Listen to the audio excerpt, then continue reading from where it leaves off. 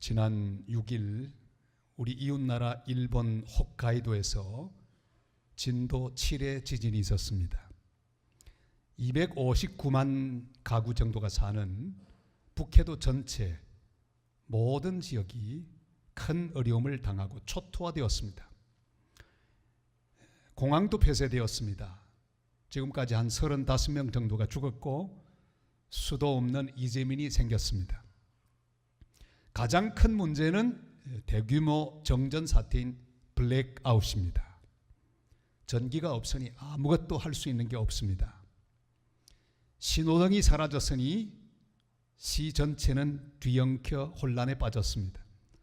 은행 업무도 볼 수 없습니다. 컴퓨터가 작동하지 않으니 역시 카드도 사용할 수가 없습니다. 핸드폰 충전도 할 수 없으니 서로 통화할 수도 없습니다. 여행 같은 우리 한국인 한 4천여 명도 공항에 발이 묶여서 아주 죽을 고생을 하다가 지금은 돌아오고 있다고 합니다. 전기가 없는 세상은 흑암으로 변합니다. 혼란뿐입니다. 빛도 없고 질서도 없습니다. 우리 하나님께서 천지를 창조하기 전에 이 세상의 모습은 바로 블랙아웃의 상태였습니다. 성경 보면 땅은 혼돈하고 공허하며 흑암이 깊음 위에 있었다, 그렇게 기록하고 있습니다.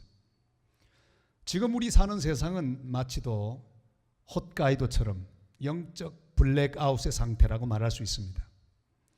질서를 만드는 신호등은 벌써 꺼졌습니다. 여러분이 신호등 꺼지는 것이 얼마나 무서운지 모릅니다. 제가 한번 페루 리마에 갔는데 그 많은 자동차가 뒤엉켜서 오지도 가지도 못하는 그 와중에 있어 본 일이 있습니다. 한 번 통과하는데 무려 30분 이상씩, 얼마나 고통스러운지 이루 말할 수 없습니다. 죄악의 밤은 깊어가고 있습니다. 앞은 보이지 않습니다. 신호등이 없으니 양심이 꺼졌으니 각자 자기 마음대로 살아갑니다. 나라가 나라를 대하여 적대하고 경쟁하고 전쟁하고 있습니다. 오늘 이 시편을 기록한 다윗의 눈으로 본 세상도 그랬습니다. 블랙아웃입니다. 죄가 가득했습니다. 입에서 나오는 모든 말, 그것이 죄악과 속임이라고 그는 고백하고 있습니다. 그들의 눈에 하나님을 두려워하는 빛이 하나도 없었다 그랬습니다. 그래서 악한 길에 서고 악을 행하며 살고 있는 세상이라고 다윗은 고백합니다. 여러분, 이 땅에 영적인 블랙아웃이 일어나는 원인이 무엇입니까? 그것은 다윗이 말하는 그대로입니다. 바로 하나님을 두려워하지 않기 때문입니다. 하나님을 믿지 않기 때문입니다. 그를 모시지 않기 때문입니다. 하나님이 없는 세상, 하나님을 의지하고 믿지 못하는 세상은 블랙아웃의 상태입니다.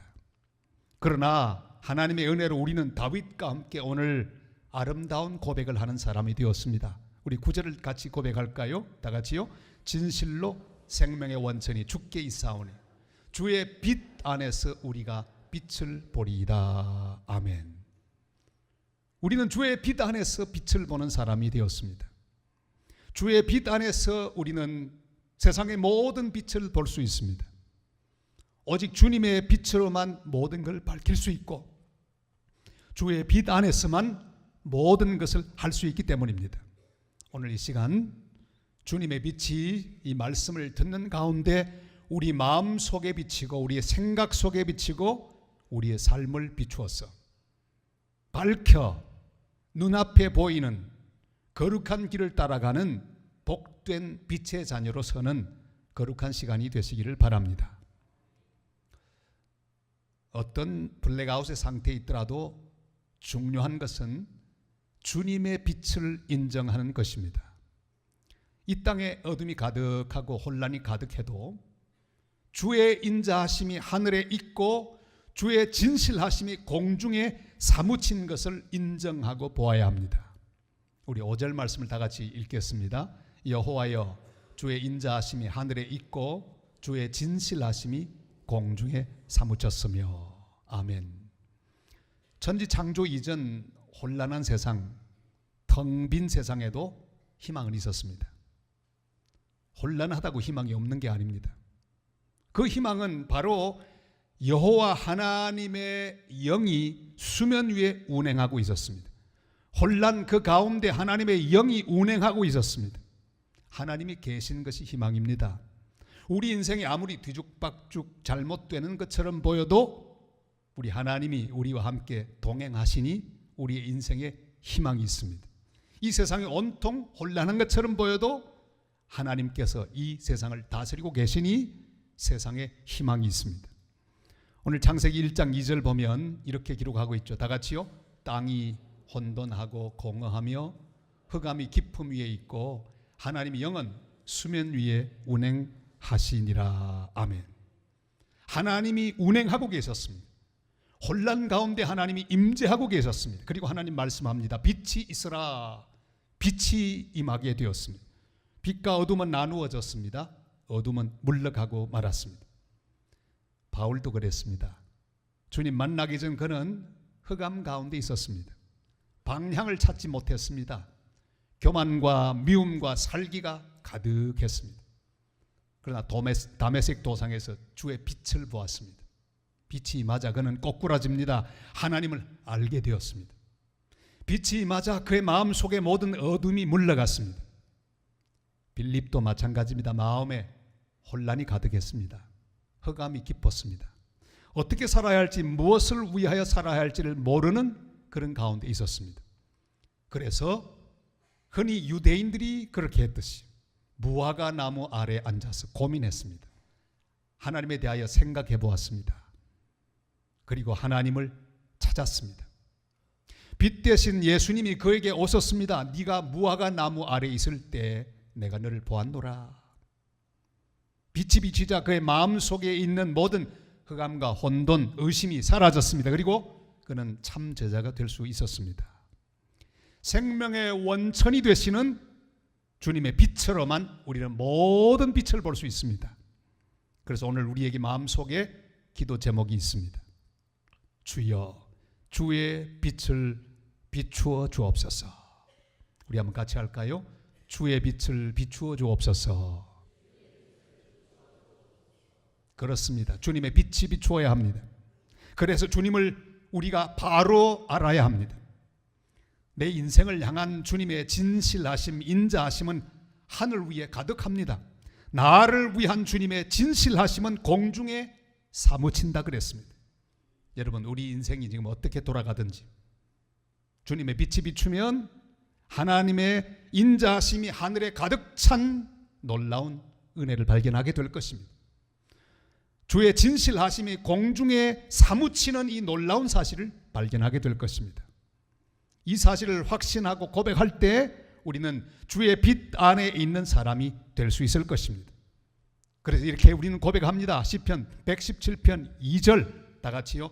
우리에게 향하신 여호와의 인자하심이 크시고 여호와의 진실하심이 영원함이로다. 할렐루야. 아멘. 우리는 이 시대를 살면서 전에는 필요하지 않지만 반드시 필요한 것이 있습니다. 그게 바로 와이파이. 이게 뭘까요? 요즘 와이파이가 없으면 못 삽니다. 해외여행을 하면서도 목마르게 찾는 것은 와이파이가 통하는 것. 이게 무슨 글자일까요? 약자입니다. Y 하는 것은 wireless, 선이 없다, 무선이란 뜻이죠. FI, Fi는 뭘까요? fidelity, 충성, 충실이라는 뜻입니다. 선이 없어도 아주 변함없이 충실하게 모든 것을 통하게 하는 장치라, 연결하는 장치라고 하는 뜻입니다. 여러분, 와이파이가 설치되어 있는 곳, 특정 지역에 거기 들어가면, 그래서 거기서 비밀번호를 집어넣으면 연결됩니다. 마음대로 통할 수 있습니다.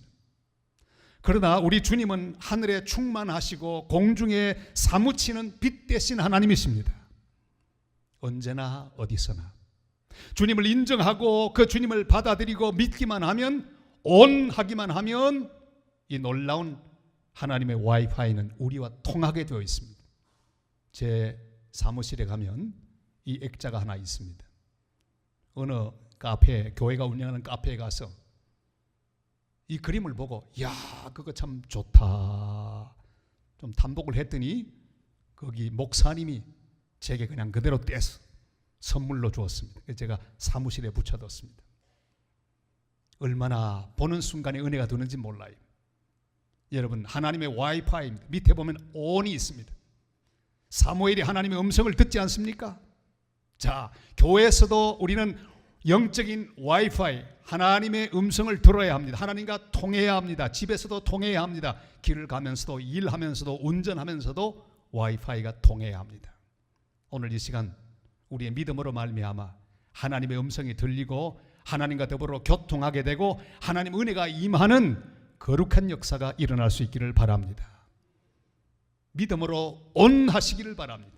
어떤 자리에 있든지 주님을 바라보고 주의 빛 안에서 그의 빛을 인정하고 받아들이며 온하게 될 때 우리 하나님 우리에게 임하셔서 우리의 삶을 주장하시고 빛을 비추어 주실 것입니다.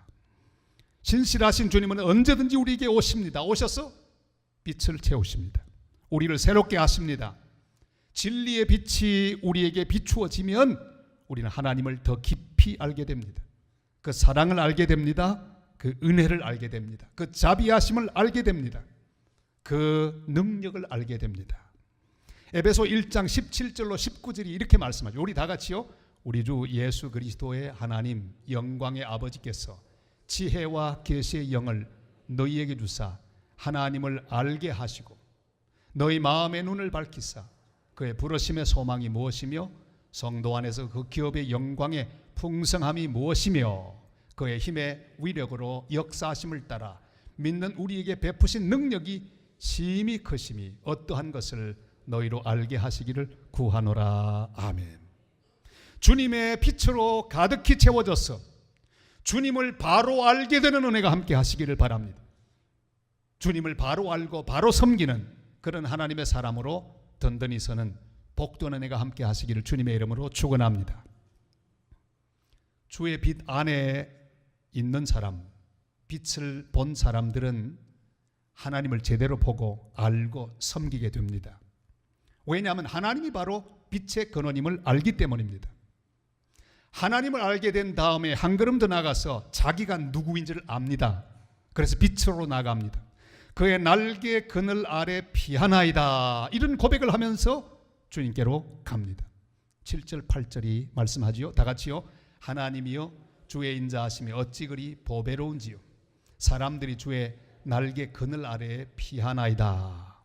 그들이 주의 집에 있는 살찐 것으로 풍족할 것이라. 주께서 주의 복락의 강물을 마시게 하시리이다. 아멘. 주의 빛 안에 있는 사람은 자신을 바로 알게 됩니다. 주의 날개 안에서만 안전을 찾을 수 있는 존재로 봅니다. 주님의 집에서만 하나님의 교회에서만 풍족한 공급을 받을 수 있는 존재로 봅니다. 그래서 오늘도 우리는 주님 앞에 나왔습니다. 주의 날개 그늘 아래 우리의 삶을 맡기고 있습니다. 주님이 주시는 복락의 강물로만 만족하는 존재로 자신을 이해합니다. 삭개오는 그것을 이해하지 못했습니다. 돈이면 다 된다는 생각을 하면서 부정한 방법으로 돈을 많이 모았습니다. 그런데 빛 대신 주님의 빛이 비추이자 돈의 진실이 보였습니다. 아하, 돈이 나를 감춰주지 못하는구나. 그는 드디어 주의 날개 그늘 아래로 갔습니다. 주님이 먹여주시는 복락의 강물을 마시는 사람이 되었어요. 왜요? 빛이 비추었으니. 그리고 자기의 재산의 절반을 팔아 가난한 자들에게 나누어 줍니다. 토색한 일, 사기한 일이 기억나면 해를 끼친 사람들에게 4배나 갚겠다고 고백을 합니다. 수가성 우물가 여인도 마찬가지입니다. 쾌락만 채우면 된다고 생각하고 늘 여러 남자의 그늘 아래로 갔습니다. 그러다가 빛 대신 주님을 만났습니다. 드디어 깨달았습니다. 주님의 날개 그늘이 자기의 자리임을 알았습니다. 그는 비로소 만족했습니다. 마을로 내려가 내가 메시아를 만났다고 고백하며 복음 전하는 사람이 되었습니다. 베드로는 배와 그물과 고기만 있으면 된다고 생각하는 사람이었어요. 그러나 주님을 만난 이후에 빛 대신 주님이 찾아오신 그 다음에 그는 자기가 누군지 알았습니다. 나를 따르라. 주의 날개 그늘 아래서만, 주의 명령을 따를 때만 자신의 인생이 의미가 있는 것을 알았습니다. 사람 낚는 어부라는 사실을 알게 되었습니다. 주님 날개 그늘 아래 거하며 주와 함께해야 만족할 존재인 것을 깨달았습니다. 한 번은 베드로가 고기를 잡았는데 밤새 한 마리도 잡지를 못했습니다. 빛 대신 주님이 오셔서 말씀합니다. 배 오른편에 그물을 던지라. 그리고 드디어 순종했더니 많은 고기를 잡았습니다. 여러분, 이렇게 많은 고기를 잡았으면 마땅히 보통 반응은 뭘까요? 감사합니다. 다음에도 많이 잡게 해주십시오. 그러나 그게 아니었습니다. 주여, 나는 죄인입니다. 나를 떠나소서. 주의 빛을 보고 자기를 알게 되었습니다. 자기의 누추함을 알게 되었습니다. 자기의 연약함을 알게 되었습니다. 주의 빛 안에 있는 사람은 자기를 봅니다. 주님 앞에 있을 자격이 없는 존재임을 알았습니다. 베드로는 주의 빛 안에서 위대한 비전을 이루는 빛의 사람이 되었습니다. 이런 이야기가 있습니다. 한 아이가 방 안에서 열쇠 구멍으로 바깥을 내다보고 있었습니다. 열쇠 구멍으로 열심히 보는데 갑자기 자기의 눈앞에 아주 큰 눈동자 둘이 번쩍번쩍이며 자기를 보고 있었습니다. 깜짝 놀랐습니다. 화들짝 놀라면서 문을 열었는데 바로 아버지의 눈이었습니다. 뛰어가서 아버지의 품에 안겼습니다. 이런 사건이 성경을 통해, 말씀을 통해 우리에게도 일어나고 있습니다. 하나님 말씀, 성경이 그렇습니다. 우리가 한번 보려고 열심으로 하나님 말씀 우리 눈으로 읽고 묵상하고 보는데 바로 거기 나를 보고 있는 하나님 아버지의 눈을 보게 됩니다. 그게 말씀입니다. 오늘 여러분, 우리가 하나님의 말씀을 듣고 있습니다. 그러나 오늘 이 말씀을 통해 우리는 우리 인생을 바라보고 나의 약한 것을 바라보고 나의 모든 미래를 바라보고 계시는 하나님의 사랑의 눈을 만나게 됩니다. 오늘 그 눈을 만나게 되시기를 바랍니다. 고민하고 있는 내가 하나님 말씀을 보는데 이미 불꽃 같은 눈으로 우리를 보고 계시는 그 놀라운 은혜의 눈을 만날 수 있기를 바랍니다. 나는 주님 사랑을 피할 수 없는 존재입니다. 주님의 빛을 떠날 수 없는 존재임을 우리는 알게 됩니다. 오늘 이 말씀을 들으시면서 내 인생을 굽어보시고 눈을 떼지 않고 보고 계시는 하나님 아버지의 눈빛을 느끼시면서 주님 품에 안기는 복된 성도들 다 되시기를 주님의 이름으로 축원합니다. 주의 빛 안에서 주님의 빛을 본 사람은 하나님 누군지 압니다. 점점 더 깊이 알게 됩니다. 확실하게 알게 됩니다. 그리고 자기가 누구인지도 알게 됩니다. 빛을 보면요, 내 부족함이 깨달아집니다. 나의 연약함이 깨달아집니다. 내 참모습이 깨달아집니다. 그뿐 아니라 주의 빛 안에 거하는 사람은 세상의 빛을 보게 됩니다. 세상의 빛으로 살게 됩니다. 세상에 살아가는 동안 내가 무엇을 하고 살지를 다 깨닫게 됩니다. 세상을 바라볼 때 세상이 무엇인지를 알게 되고 뭘 해야 될지를 압니다. 그래서 이렇게 고백합니다. 세상에 빛되게 하소서. 우리 한번 같이 할까요? 세상에 빛되게 하소서. 마태복음 5장 14절 15절 다 같이 읽겠습니다. 너희는 세상의 빛이라. 산 위에 있는 동네가 숨겨지지 못할 것이요, 사람이 등불을 켜서 말 아래 두지 아니하고 등경 위에 두나니 이러므로 집안 모든 사람에게 비치느니라. 아멘.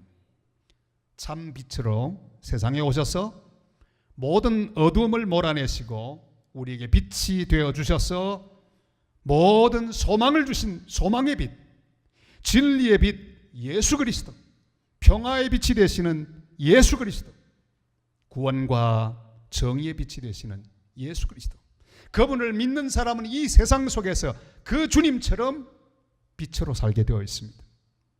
우리를 통해서 주님은 이 역사를 계속하고 계십니다. 빛이신 주님은 우리를 빛으로 부르시고 세상에 빛으로 파송하십니다. 오늘 6절 말씀 이렇게 말씀하고 있죠. 다 같이요. 주의 의인은 하나님의 산들과 같고 주의 심판은 큰 바다와 같으니이다. 여호와여, 주는 사람과 짐승을 구하여 주시나이다. 아멘.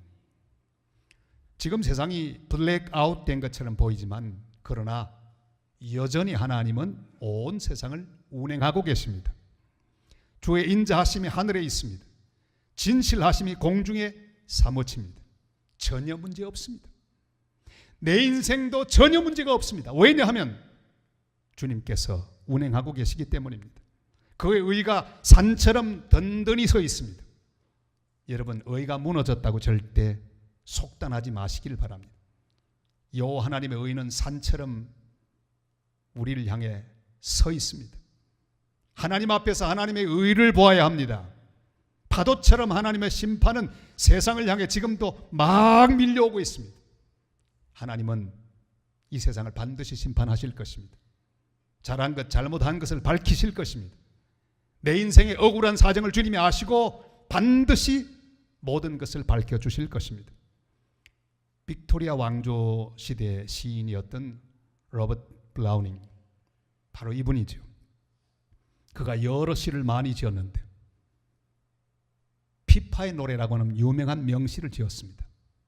때는 봄, 이른 아침, 아침에도 7시, 언덕에 진주 같은 이슬이 구르고 종달새는 하늘 높이 나르고 달팽이는 가시 덤불 속에 있고 하나님은 하늘에 계시니 세상은 모두 바르다. 짧은 시입니다. 저는 이 시를 너무너무 좋아합니다. 우리 사는 세상에 별의별 일들이 다 진행됩니다. 가시 덤불이 있습니다. 달팽이처럼 헤맬 때도 있습니다. 종달새가 하늘 높이 날아가는 모습도 보입니다. 그러나 어두운 면, 혼란한 면, 복잡한 면들을 많이 가지고 있습니다. 그럼에도 불구하고 이 시의 가장 초점은 어디입니까? 하나님은 하늘에 계시니 공중에 충만합니다. 우리 하나님의 의가 하늘 위에 높이 높이 들렸습니다. 하나님은 하늘에 계시니 결론 뭘까요? 세상은 모두 바르다.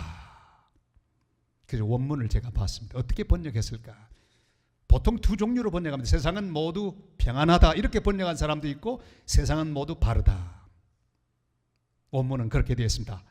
All right 그랬어요. All right. 그러니까 세상은 모두 바르다, 문제없다 그 말이죠. 사랑하는 성도 여러분, 오늘 우리 인생을 향해 주님이 선포하십니다. 세상은 모두 바르다. 내가 주장한다. 내가 다스린다. 모두 바르다. 사랑하는 여러분, 가시덤불 속에 달팽이가 헤매고 있지만 하나님은 지금도 온 세상 만물을 주관하시고 다스리고 계십니다. 모든 것은 바릅니다. 평안합니다. 왜냐하면 주님께서 여전히 살아계시고 인자하시고 선하신 하나님, 선과 악을 심판하시며 계속해서 구원하고 계시기 때문입니다. 주님은 구원의 역사를 진행합니다. 이 일이 바로 우리의 일입니다. 이 세상에 빛을 비추어야 합니다. 구원의 빛, 진리의 빛, 은혜의 빛, 용서의 빛을 비추는 것, 그것이 우리의 사명입니다. 마태복음 5장 16절 이 말씀을 우리가 같이 한번 읽습니다. 이같이 너희 빛이 사람 앞에 비치게 하여 그들로 너희 착한 행실을 보고 하늘에 계신 너희 아버지께 영광을 돌리게 하라. 아멘. 김남조 시인의 성량이라고 하는 시가 있습니다. 성량, 요즘 찾아도 찾기 어려운 그런 물건이죠. 자, 이런 내용입니다. 성냥갑 속에서 너무 오래 불붙기를 기다리다 늙어버린 성냥개비들, 유황 바른 머리를 화약지에 확 그어 일순간에 맛볼 한번 그 환희로 화영도 겁없이 환하게 몸사르고 싶었음을. 얼마나 재미있는 시입니까? 여러분, 성냥개비들이 확 불타오를 시간을 기다립니다. 성냥개비의 사명은 무엇입니까? 확 자기를 불태우면서 그 불을 옮기는 것입니다. 모닥불을 만들고 필요한 불을 만들어서 불을 퍼뜨리는 것, 그게 성냥개비의 사명입니다. 우리도 마찬가지입니다. 주님이 주신 사명은 구원하는 일입니다. 구원의 빛을, 구원의 불을 땅에 전하는 일입니다. 복음을 전하는 일, 복음의 불꽃 온 열방에 붙이는 일, 이것이 우리의 사명입니다. 그 일을 위해 작은 불이 되는 것이 우리의 삶의 이유입니다. 미움이 가득 찬 세상 속에 나가 사랑의 불꽃을 피우며 그 불을 전파하는 것입니다. 전쟁과 다툼이 가득한 세상 속에 나가 평화의 불을 붙여서 이 불을 퍼뜨리는 사명, 이것이 우리의 사명입니다. 우리는 땅끝까지 복음의 불꽃을 전해야 합니다. 우리 교회 열심히 선교하는 이유가 여기 있습니다. 주님이 말씀하셨습니다. 오직 성령이 너희에게 임하시면 너희가 권능을 받고 예루살렘과 온 유대와 사마리아와 땅끝까지 이르러 내 증인이 되리라. 주의 비단에서 이미 빛을 보신 성도 여러분, 그래서 하나님이 누구시며 내가 누구인지를 깨달은 성도 여러분, 하나님을 부인하고 하나님 없이 살아가는 블랙아웃된 세상은 주님이 필요합니다. 우리가 이 세상에 빛 되신 주님을 전해야 합니다. 가까이 이웃들에게 전하고 땅끝 열방에 전해야 합니다. 주의 빛 안에서 그 빛을 밝게 비추이며 복음을 전하고 삶으로 빛을 보여줌으로 세상을 구원하시려는 주님의 뜻을 같이 이루어가는 복된 빛의 자녀들 다 되시기를 주님의 이름으로 축원합니다.